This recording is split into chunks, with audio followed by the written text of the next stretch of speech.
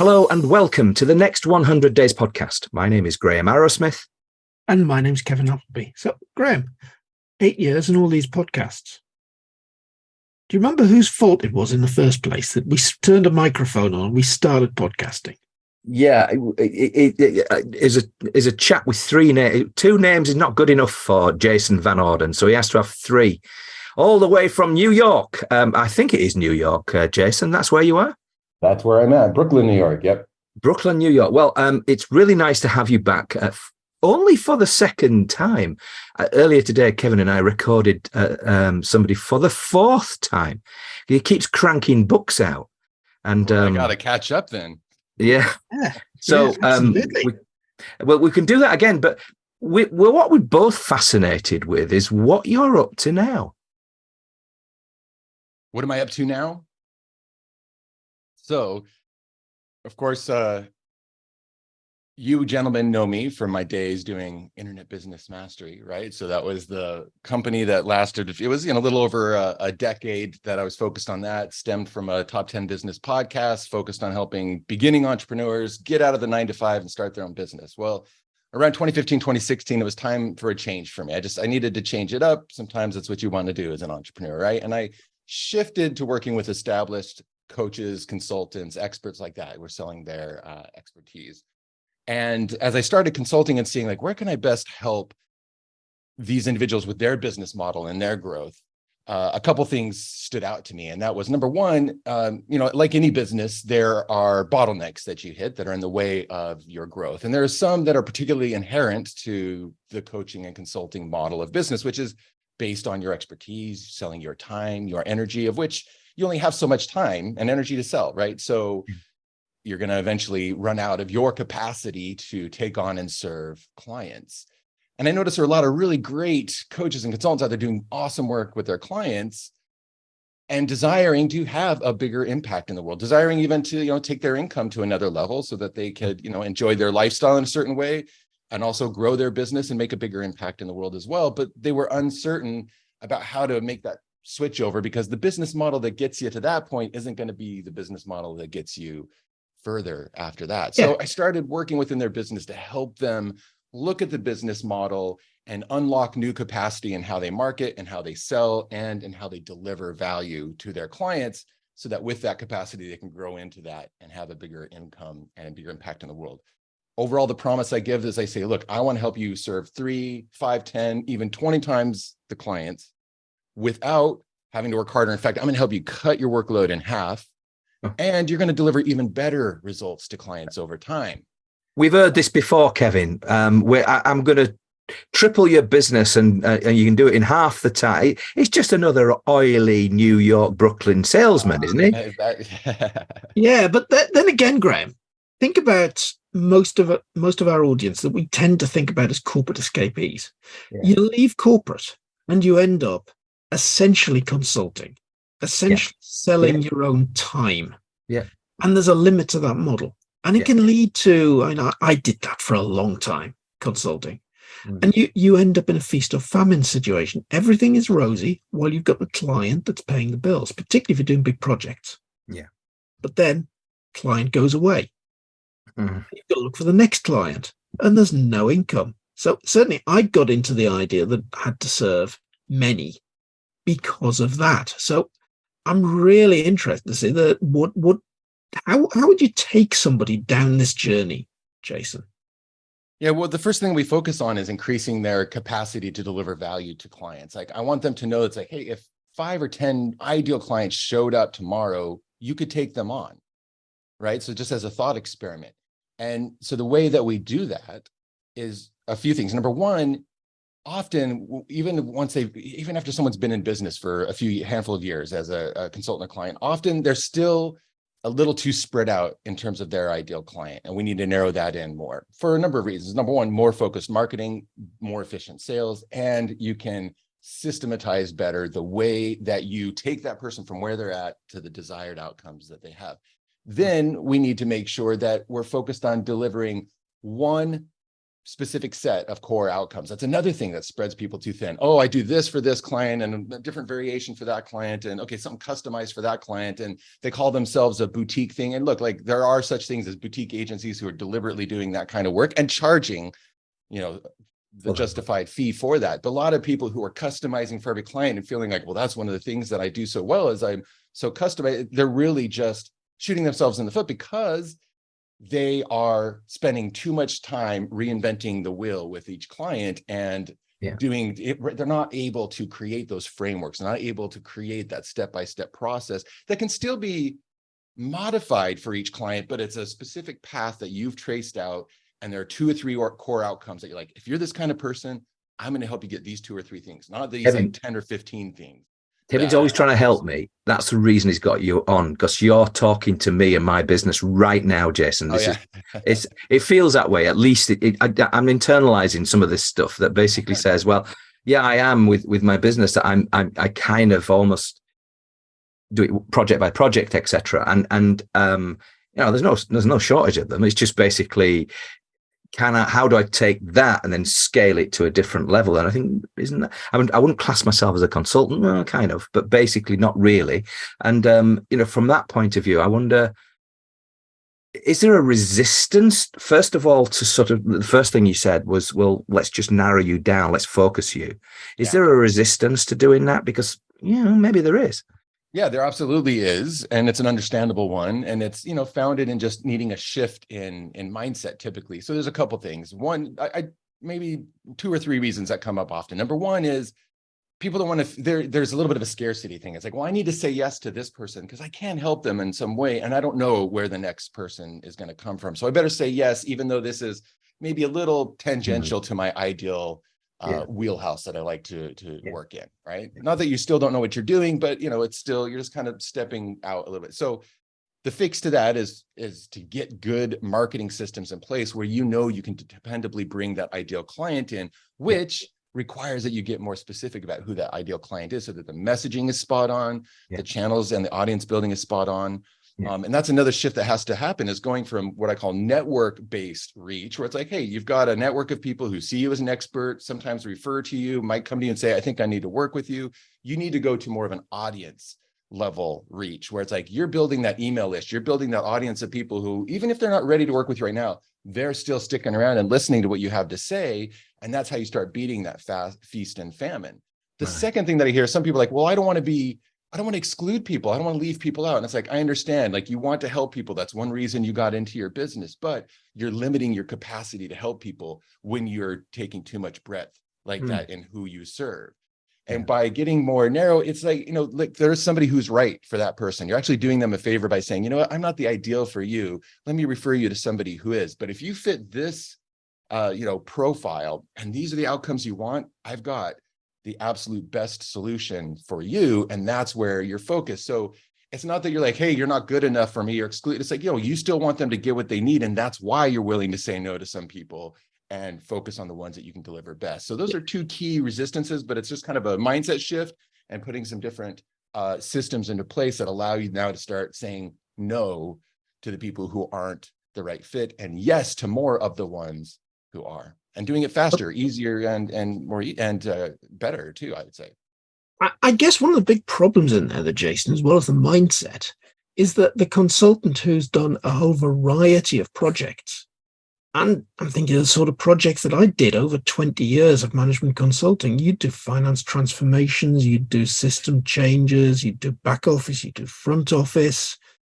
Now, actually homing in on what is it exactly that you do has to become then a very difficult process, especially since most management consultants or consultants in general will constantly rebrand themselves. Right. Yeah. So how do you actually take somebody through that process of really focusing in on what's their thing?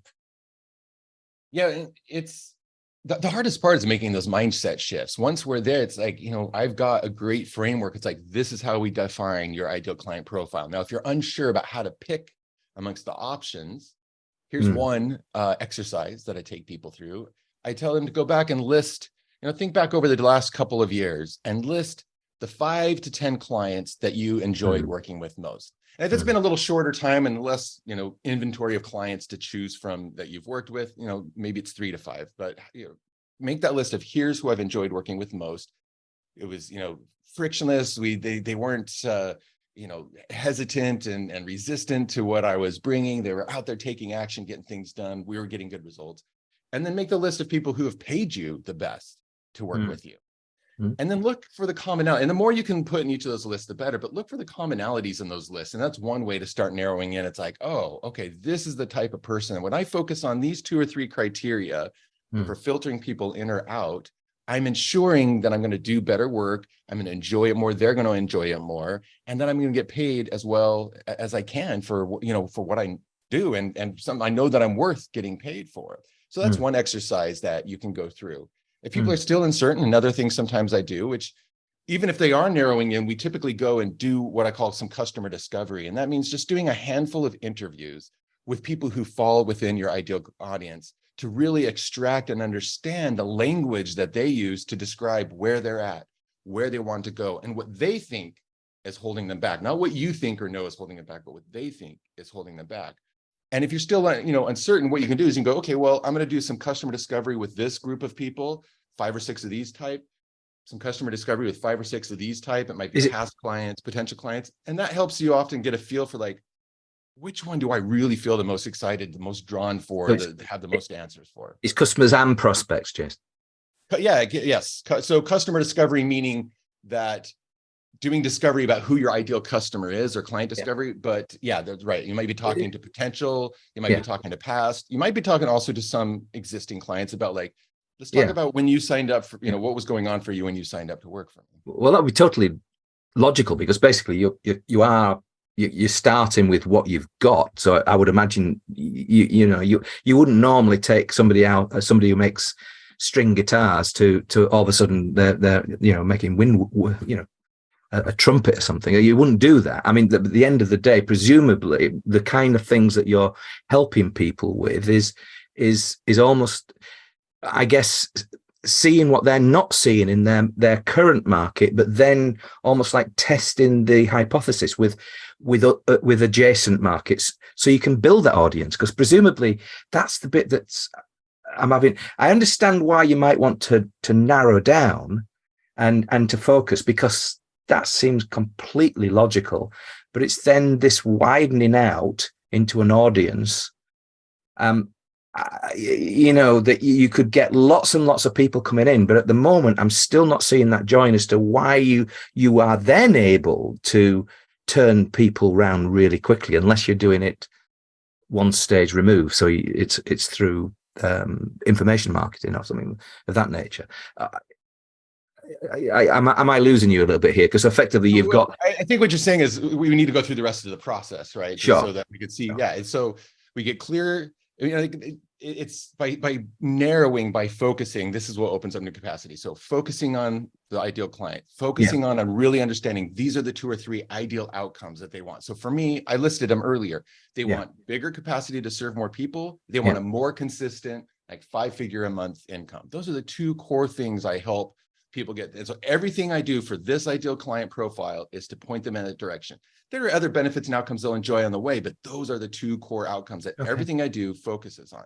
Once I know those 2 things, now I spell out what I call the signature process. So this is where we take all that expertise, all of that perspective, your background, your story, your approach. And sure, it might, consist of things you've learned over here, things from your MBA school, things you've picked up along the way, some things you've made your own frameworks and models for. But this is like, okay, these are the milestones that I guide people through to get to those outcomes. And now you've spelled out, this is my core process. So it's systematized, it's codified, and you start turning it into specific frameworks. So, when you bring somebody in, it's like, we're going to do this, then we're going to do this, then we're going to do this. They might already have that piece done, so we'll skip over it. That's fine. And not that you can't maybe move the blocks around if it's appropriate for somebody, but again, you're not inventing 5 different paths to kind of take them to different potential outcomes or to the same outcomes. You're getting very clear about, this is my process. So now I can formalize it. And once you've done that, you have something you can brand.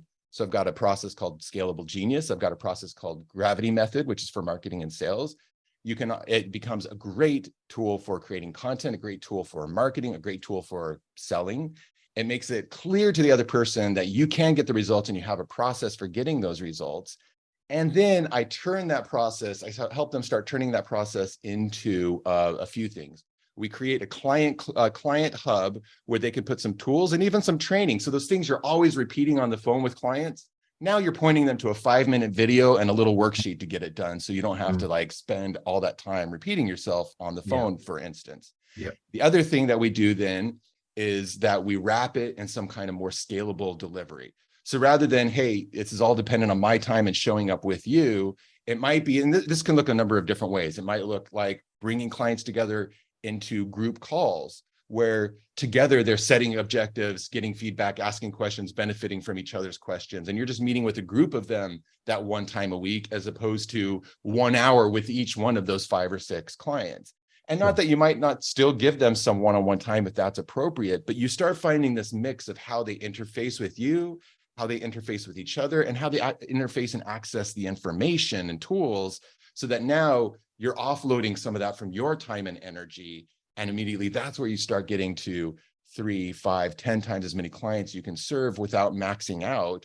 And the reason why it cuts your time in half, and this is what happened to me. I said, when I left Internet Business Mastery, I was working one-on-one with people. The moment I formalized my signature method and I started creating that client hub, what happened, and I've seen this happen with my clients, is the workload for interfacing with clients went down by half. And it just got a lot easier for me to deliver results. And now that it was formalized, I was able to optimize that process as I went, because I was able to look at places where there were sticking points and it wasn't quite as smooth for my clients, or places where they kept running into questions and I needed to maybe make a new tool or a new resource or explain things better. And so I'm improving that process continually over time, as opposed to if I'm kind of like pulling it out of my head and customizing every single time, it's a lot harder for you to improve it as you go, right? It's hard to go from iPhone 1 to iPhone 2 to iPhone 3. That's essentially what you're doing with your process. Version 1, version 2, version 3, because you get it out there, you're using it very consistently and seeing what needs to be better over time. So that's the rest of that process. Signature, so ideal client, core outcomes, signature process for getting them to those core outcomes, and then creating that deliverable, that scalable delivery mechanism for interfacing with clients. And with those, now you are growing your business. Because you've niche is the wrong word, but because you've got this core set of customers that you're dealing with, is there a danger that they're all pretty similar? First of all, that's one question. And therefore, when you get them together, isn't there a slight issue that maybe they're competitors? And then the core, shall we say, the signature process, isn't that going to be almost like teaching them all the same tricks? I guess that wouldn't be a problem, but I don't know. I'm trying to look through this and think, is there any kind of holes in this that I would face myself? Yeah, I mean, these are great questions, Graham. So the answer I would have to that is, I mean, like, look at me. So like, I have narrowed down. Yes, you might narrow down to like real estate agents in a particular area, and there might be more crossover, and maybe that market does see a little bit more of competition and less of an abundance mindset.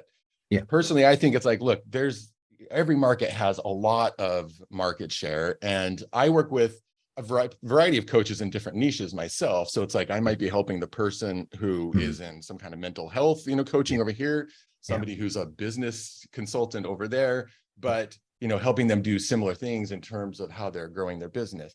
Now, if you're zeroing in on where it really starts feeling like it's competitive, you might need to then massage or change a little bit how you're approaching it. But I haven't really run into that much, because I mean, I don't know, maybe this is just me personally. I enjoy working with people who have more of an abundance mindset and are happy to get together and support each other, because they know that there's plenty of business to go around. And actually there's more advantage in that camaraderie of being together in a group, learning not only from me, but from each other. I mean, that instantly multiplies the value of my programs, putting them in a room together, learning from each other's questions, seeing that their sticking points are not just them, that it's like, oh, other people are dealing with this too. I feel validated. This isn't just me. It's not just I am no good at what I do. Everyone's having some issues with this. And so let's pack it together. if it's in the US, I mean, basically, you could have a room with people never bump into each other because they're all in different states or whatever. And whereas over here, if you did it all in, say, Liverpool, that there might be 30 estate agents, but hellfire, would you bring them together? I mean, well, first of all, they'd all be out there robbing your hubcaps from your car. But I mean, but that's just a natural trait in Liverpool. But the truth of it is, it would be quite challenging, wouldn't it? I mean, and I do take your point about abundance. I was listening to Kennedy on that subject earlier today, as it happens. But I'm completely au fait with that. But it's more of a challenge, I think, maybe. I mean, it all depends on who you're attracting. I mean, certainly if you're attracting a lot of people who they're just got it baked into them that it's competition and there's not enough around. You would have some challenges you need to figure out. And so admittedly, that would be one to overcome. But I don't know. I focus on the ones where it's like, that's not the issue. They're more than happy to be in a group together. And I've set it up in such a way where there's a real camaraderie that ends up developing between them. Okay. So that's just my approach. I get that model, Jason. And I'm looking at the business I'm involved in, Grow CFO, and we've got a number of programs running where, well, we're doing all sorts of versions of the model. We're doing the complete online training, the way Internet Business Mastery used to be. We're doing, at the other end of the skin, we're doing one-on-one mentoring with people. But there's a middle group that's about running boot camps and running small programs in cohorts, and those cohorts become very, very powerful. We'll go through, say, a cohort of the Future CFO program. We'll bring a dozen people together who don't know each other to start off with. We'll take them through live Zoom calls in the group. We'll put them into breakout sessions. They get to know each other very well. They build a network that's going to last for a number of years beyond the program, we hope. And certainly we've seen that as well in the CFO program. We're taking experienced CFOs and putting them together in a program. They become their own mastermind group. And it's fantastically powerful to see it happen. Yeah, I love that. And that's what I endeavor to do with my clients, is put together an offer that pulls from some of the best of these different models: mastermind, membership, recurring, one-to-one, group programs, because all of them have their advantages. And it's like, well, can you have the best of all those worlds? And I absolutely think that you can. And in fact, the history of this business of selling your expertise has really kind of become rigid in terms of, well, here are these like 4 or 5 different types of offers you can do. And I choose to zoom out and look at it a little bit more expansively. So that you can find that perfect mix. It's a Venn diagram of like you and what you're bringing to the market, what you want in your lifestyle, your strengths, your vision, your values, the client, what they need, what they're looking for, what their preference are, the values that line up with yours. And somewhere in the middle is like this perfect offer with that perfect mix of how you interface with them, how they interface with each other, how it's sold, is it evergreen, is it launched at particular times of the year? And you get to choose. And that's what I help my clients do, is once we've got those things nailed down, well, now the delivery, there's a lot of options. Let's find the one that's going to work best for you and where you want to go in your business. You're helping clients, coaches and so forth. Are you teaching are you explaining and helping them do what you're doing to them? So in other words, they're actually picking up this model from you and then replicating it in their own way. Is that the plan? Well, yes. Often I do tell, I often do tell people that when they're joining my program. I'm like, look, not only am I going to teach you all of this process and how to do it in a way that works well for you. I keep wanting to emphasize that. Like, I use frameworks so that, all the principles are there, but we're building on a foundation that then allows them to put on top of it what works best for them. Yeah. And I tell them also, at this meta level, you're going to be seeing how I run my program, how I bring people into it, how I customize it while still having it be standardized for each person, how I run my calls, how I facilitate groups, how I set up my client hub. So you get to not only learn by acquiring the information and applying the tools, but also by seeing in action what I'm doing. And not that they have to do exactly what I'm doing, but 100%, that's a part of it. So it's what we said, I think off air before we started, it's like you've moved from one to one to one to many. Although in fairness, my knowledge of you is that you were always one too many. Well, yes, Internet Business Mastery was one to many, and then I switched audiences, Yeah. dove into one-to-one, and you know what? That's where I think you ought to be early on. You might spend those first year, 2, 3, going one-to-one, experimenting a little with who is my ideal client, experimenting a little bit with what are those outcomes I deliver best, experimenting a little bit with like what's my best process for getting those, and then at some point it's like, okay, now it's got to be organized. The business model needs to be more formalized in order to grow to that next level. So the one-to-one was really helping you almost get back into your modus operandi. 100%. Yes. So that was like the exploratory place, but I knew that it's like, I can't stay here. I'm going to spend a couple of years maybe here. And then as soon as I started applying these things, which then led me to creating the process that I now teach, because I was doing it myself and I had done it with Internet Business Mastery. You know, I shifted my business model. And so now I use that as stories. People come to my Scalable Genius workshop and I talk about how 2015, 16, 17, I was working one-on-one and I started getting maxed out and I was making good money and doing good work, but then there was a limit. And so I was like, I got to change that. So I tell that story as the origin story of the process that now I'm teaching them, as well as telling them about, 10 plus years in Internet Business Mastery. So yeah, all of that then has pointed to where I'm at, what I'm doing.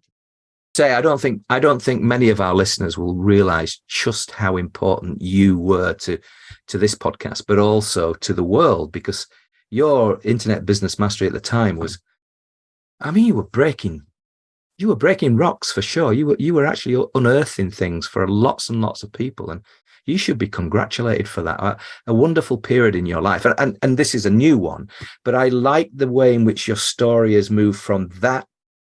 I need to change. I've put the hard hours in, but I know how to do the one-to-many, so I'm changing it back into that. And you're going to have another massive impact on the world in this format. So sorry, I'm gushing a little bit, but the point is, I think there's something about you that is always going to be one-to-many.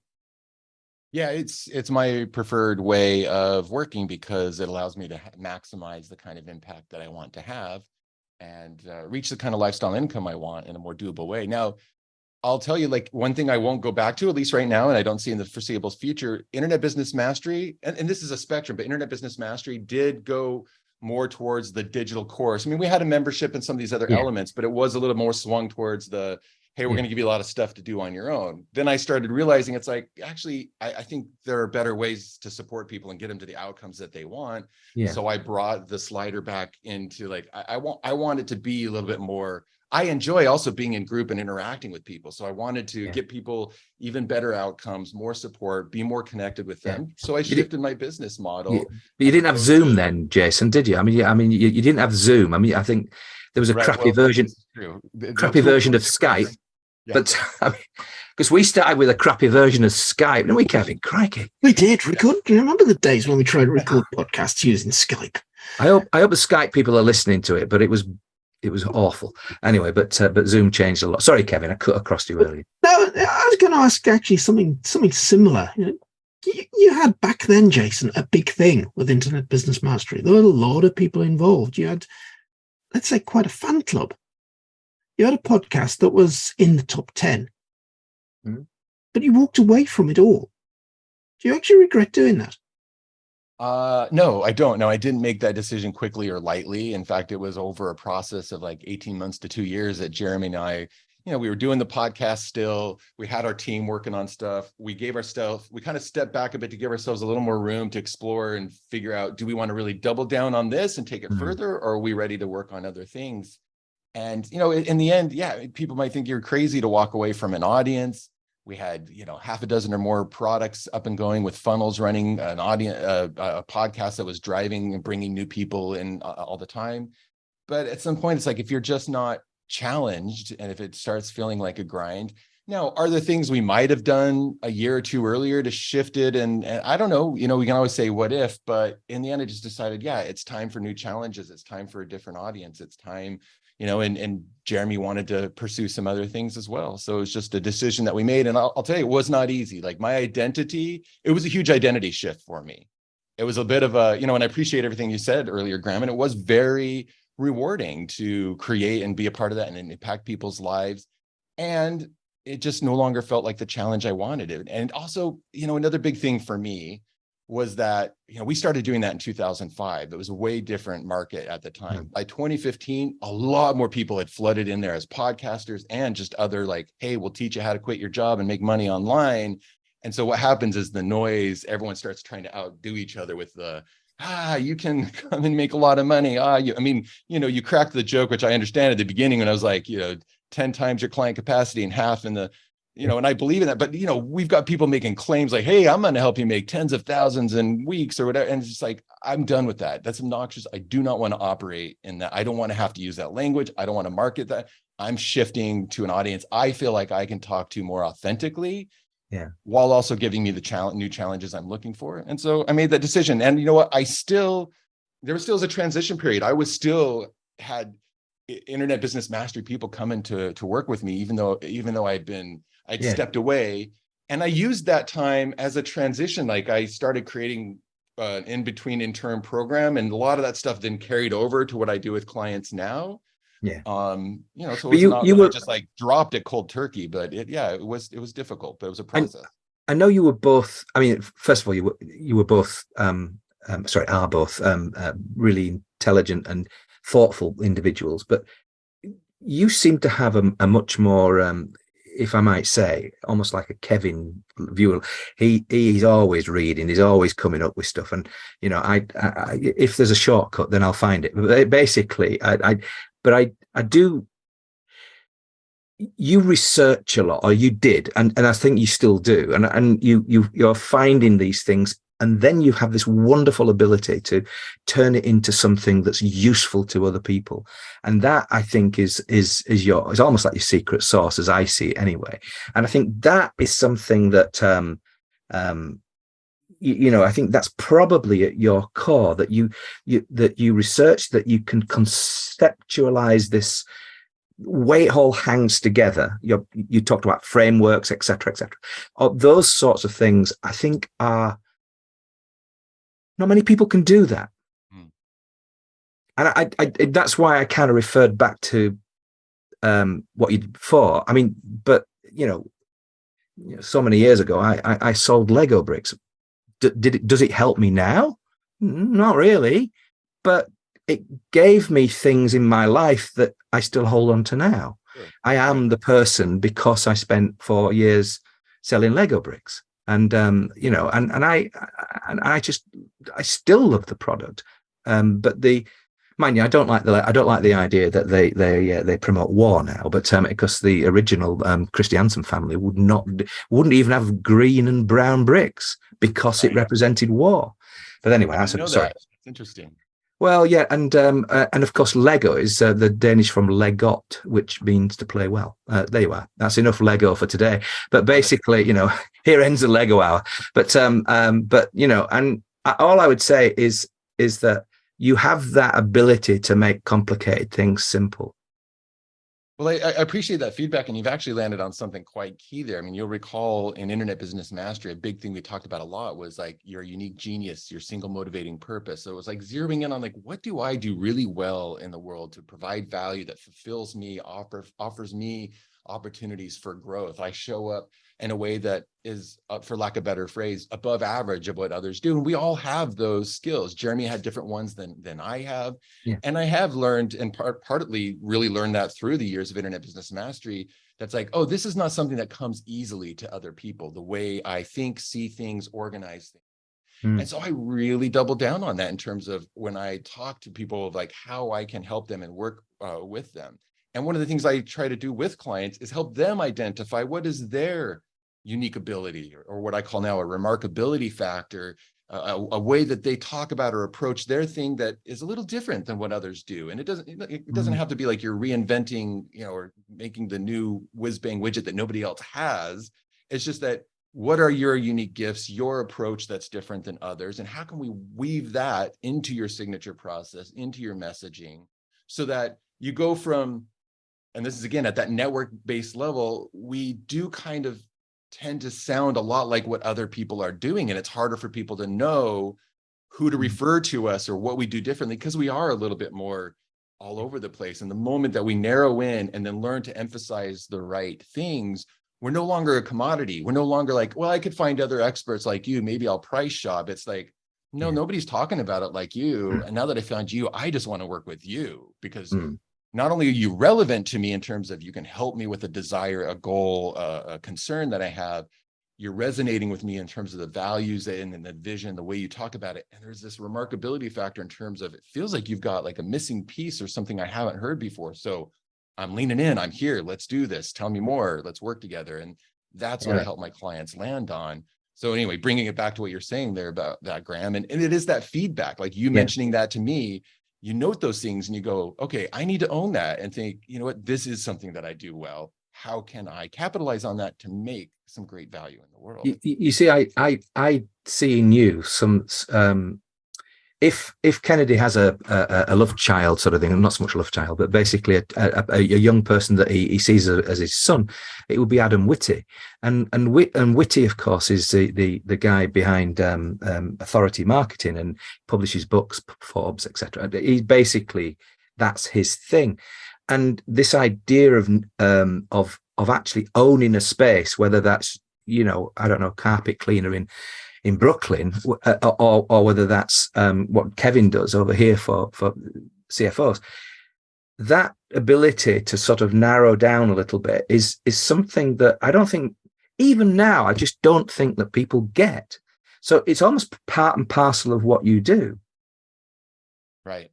And, you know, there's an important thing to, whether you are the carpet cleaner or whether, you know, you're the management consultant, right, that thing exists in there. Now, it is important in all of this we've been talking about to make a distinction. You know, in the ways that you work with clients, there's essentially three different, well, at least when it comes to expert-based work. There's I'm handing you something to do it yourself. There's I'm done for you. I'm coming along with you in the process. And that could be one-to-one or with a one-to-many delivery model in your offer. And then there's the done for you. And that's more like an agency, you know, the copywriter, the designer. And some of what I'm talking about can be applied to that done for you. But a lot of times people that I'm working with, if they are in the done for you, are wanting to shift more into the, hey, I want to be more at the strategy or with the done with you level, as opposed to have to be the technician or have a team of technicians. Nothing wrong with that business model. But see, this is me knowing where my ideal client is. If you're an agency that wants to grow in the done for you model, and like you're listening to this right now, you might be going, well, not all of this really applies. And you might be right, because it is different when it's like, well, somebody needs to show up and write the stuff, create the thing, you know, put the deliverable together and give it to the client. So anyway, I just wanted to recognize that in case some people were listening and going, in other words, you're not for everybody. To make this work in my mind. And it's like, well, it is important to make that decision. I mean, definitely Kevin's going to be signing up, and he'll probably come under a pseudonym just to sort of suck up all your knowledge, because then he'll put it in to grow CFO, won't he, Kevin? Awesome. Joking apart, actually, Graham, I love that remarkability thing. Yeah, me too. That's something that everybody can home in onto. And I am thinking my audience of CFOs or future CFOs, every one of them has got a different remarkability. They don't just bring one thing to the job, they bring their take on everything to the job. It's across technical strengths, technical experience, it's across the strengths finder things that we talk about, it's across all sorts. Right? Everybody is unique. What is it that makes you remarkable? And I love that word, actually. And a number of times I go back and look at single motivating purpose and think, what was behind that? Right. There's something in that, Jason. Well, if we have a few minutes, I can run through a quick framework for remarkability factor and then tell. Oh, brilliant. Yeah. More. So, you know, just to make this a little more concrete. So just a quick story. So to demonstrate a little more what this thing is. So in my 40s, I learned that I have ADHD, have my whole life. It totally redefined my life to realize this. Part of ADHD is executive functions don't work as well or the same as other brains, which there are a lot of stuff around time that I still struggle with in terms of, it's called time blindness, how long time things are going to, putting things off to the last minute and so forth. And so I'm always looking for ways to help me with this. And of course, inevitably that brings me to productivity apps, scheduling apps and things. And I've tried a lot of them, and a lot of them don't do exactly what I need to do. I've known for years that time blocking is something that if I do it, my day goes better. But I struggle with ADHD to do this. Well, one day I'm scrolling through Instagram and this ad pops up, and I rarely click on ads, but this one was like talking about AI managing your schedule for you and helping you block in the things that are most important. So suddenly I was like, well, I've not heard this before. Nobody's ever like presented this piece or this angle. So sure enough, I clicked, I ended up signing up for the software, and off I went to use this software called Reclaim. All right. So what is the equivalent for you that you offer? Now, it doesn't necessarily need to be software. That's just the example I was giving. It's just the approach that you take. So your ideal client, like me, is showing up with some predisposed notions about what works, what doesn't work. They've tried some things. There's been some false promises. There's been some false starts. They've, and so they might be a little jaded and thinking like, I'm not sure that I'm struggling to move from here to where I want to go, and I'm still not sure why. And this is friction for them and for you trying to reach them and get them to do business with you. So in order to not only stand out amongst all the solutions, but also to get them past that initial friction that is built up over time, the remarkability factor comes in. So what you're looking for here is there's some simple criteria for what a remarkability factor is. And essentially it's like, you want to be saying like, no wonder you've struggled. You didn't realize this. There was this misconception that you've been told by the industry. There's been this thing that doesn't get talked about enough. You might think that this is the direction of the solution. The truth is, actually, this is what really is going to get you what you want. So you're giving them new hope. You're giving them, you're excusing them of their past failures, then go like, oh, okay, it's not my fault. It's not that I just suck at this and can't move forward. Maybe I really can make this work. Right. And so, well, some questions you can ask yourself in order to, so some criteria are, you want to interrupt the conventional wisdom, absolve them of their past failures, reframe the problem for them, offer this new hope and possibility of moving forward, and then ideally at the same time bypass a bit an objection. Like I had the objections like, look, if I have to sit down at the end of the week and try to time block my next week, I've tried that. I just, whatever reason, I can't get myself to do it. Oh, yeah. Wait, the AI is going to do that for me. I don't have to do my half-hour end of week review to time block anymore. Wonderful. You just bypassed an objection for me. Now I'm here and listening and ready to sign up for the service, right? So what is the equivalent of that for you? So to find it, think about what is it in your industry that makes you upset, that people are saying, and you're like, that's not serving people well anymore. Or what is a really key frustration that the people you want to reach, they're tired of hearing, they're tired of seeing, they've been there, they've done that. This is why the diet industry is constantly having to reinvent the exact same principles over and over, because people get jaded. Market sophistication, as it is called, changes over time, and people stop paying attention to what was being said before. So think through those things. What are those top 3 perceived obstacles that are holding them back? And is there something about your mechanism that can remove one and give a different approach than what they've been hearing before? I threw out a whole bunch of things to think about there, but that's some stuff that people can start chewing on in terms of their own remarkability factor. The thing that entered my mind when I was listening to the remarkability factor was this idea that people will present to you as with certain almost like ingrained views of the way in which things are done for them, whether that's coaches or whatever. And I think I've heard it explained that it's almost like you've got to sort of rid them of that belief to the point where it's like thin ice that they can fall through once you've made the case that there's a different way. So in other words, it's rock solid ice. It's like 10 feet thick. There's no way you're going to break it in their minds, but somehow you've got to almost like attack that belief system for them to be able to. And I don't know what it was when you were scrolling through the Instagram thing, but there would have been something that attacked your belief system that said, I can never bloody do this. It's hard work. Because of who I am and how I behave and all that kind of stuff. Can't do it. Oh, this has come along. AI, that's new. And all of a sudden, all of those things that said you couldn't do it, you can. And that idea is a breakthrough thing that other people could learn from as well, I guess. I mean, it's something I think everybody can find that remarkability factor. It's something I help them do. And it's a nice combination of what's your unique ability, your strengths and way of thinking that's different than others, and looking at the market and what's out there and people are getting, jaded on. And then also bringing into your marketing and sales what is sometimes referred to as a unique mechanism, a different approach. Yeah. And, even better if you've got a model or a signature process, which I help that you can say, that is the unique mechanism. The scalable genius approach to unlocking new capacity to serve clients without increasing your workload. It's like, that's a different approach. And, I qualify more why that's a different approach, but it's like, wow, okay, Jason's got a way of talking about this so all those times that I've thought about doing one-to-many, I've tried to do one-to-many and it just didn't seem to work, or it seemed to be out of alignment with where I wanted to go. Now suddenly I'm going, oh, maybe I should be listening to Jason. Maybe he actually has that different approach that I could try. And that's what we're going. Well, about you, Kevin, but I think Jason's hit another home run with this new business. I think so. Absolutely. I love remarkability. I love everything that he's doing. Well, yeah, there's no question he's a bloody fanboy. I mean, what can I say? I mean, I just see you as somebody who lives in Brooklyn, which is really cool. But I mean, you probably walk out and there's about 500 coffee shops within, a 9-9, so basically, what can I say? I envy you that a little bit, I've got to say.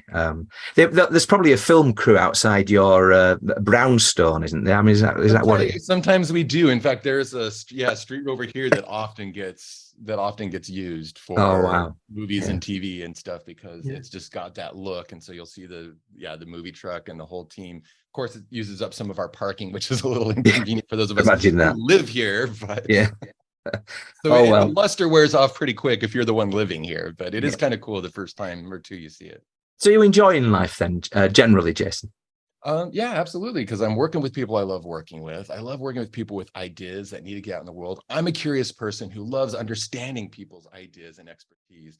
And I'm somebody who loves to help them to reach more of the people that they can uniquely help. Because what a cool way to expand my own impact in the world by enabling this group of people to go out and do the work that they do best. And that's incredibly fulfilling for me. Now, look, sometimes business is hard, and I, run into challenges where I'm just like, oh, I do not want to do this. And it's feeling like a grind today. And, I do my best to get through it and then figure out, like, how can I not have that be a grind next time, or get it off of my plate, or do something differently, or whatever. Right. But yes, things are good.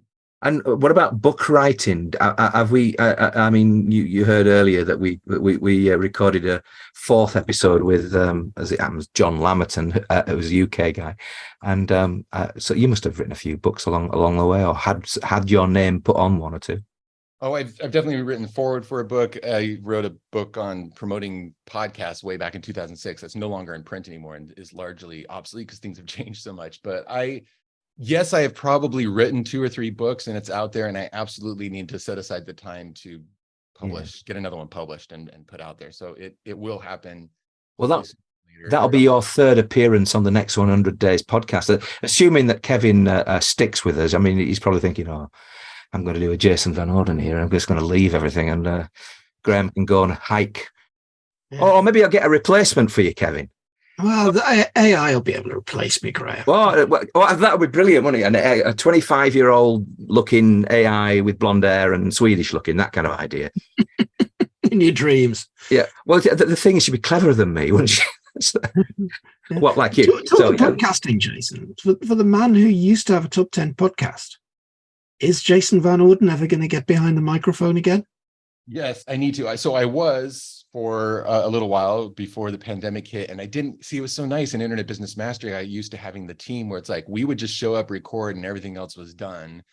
I got a podcast going, got kind of a first season of 10 or 11 episodes done. The pandemic hit, and the systems weren't in place enough that when suddenly I was homeschooling my kid and all these other things, right, that I something had to go.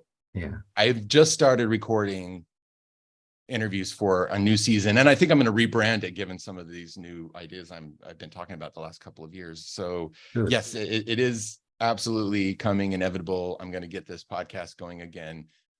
because I have a long history with it. It's always treated me well. It comes to me naturally. It's fun, as I'm sure you gentlemen know, or I assume you wouldn't be going all these episodes if you weren't enjoying it. Jason, if you ever need some advice on how to podcast from 400 episodes, we're always here to help you. Yeah. You're going to learn note from us too, that's for sure. But the only thing that I've got to say that we do tend to have a laugh, and I think that's possibly part of it. Is that we can have as we have today with you, we can have a sort of reasonably serious, involved conversation, which hopefully our listeners will take advantage of. But we can have a laugh at the same time, and I think that's what keeps us going. Yeah, and Kevin and I set a really low bar. And we keep failing to reach it. So we've got low standards. That's the secret. But if people go and search just for my name, Jason Van Orden, and I'm just double checking this, but inside of any of the podcast things, you'll see my podcast right now is called Impact. The name might change as like I said, might be doing some rebranding, but it's specifically for coaches and consultants who are looking to scale a business based on their expertise. And so I share frameworks like the ones I've been sharing today. I bring people in to talk about how they've specifically scaled. So that's something people can check out at that. All from Brooklyn, New York. And Jason, you've been an absolutely brilliant guest on the next 100 Days podcast. Well, thank you so much for having me. Can I share a place where people can get some more remarkability factor if they're interested? Yeah, of course. Why don't you? Yeah. So if you go to jasonvanorden.com/R factor, that's going to allow you to sign up to get I think it's a 90-minute workshop I give you a very quick overview of R Factor, but this will walk you through it. It's very actionable and take you through some steps so that by the end of those 90 minutes, you've got a good idea for at least a first draft. We'll make sure that's in the show notes. So we will. jasonvanorden.com/R factor. Yeah, we'll that'll be in the show notes for sure because I'll be writing them. So right, so we don't have a team. It's just Kevin and me. Well, Kevin's probably got a team. He's probably got about 500 people behind him doing it all. But I wish there's 2 dogs there somewhere. Yeah, all got 4 legs. Right, okay. Jason, again, thank you very much indeed for.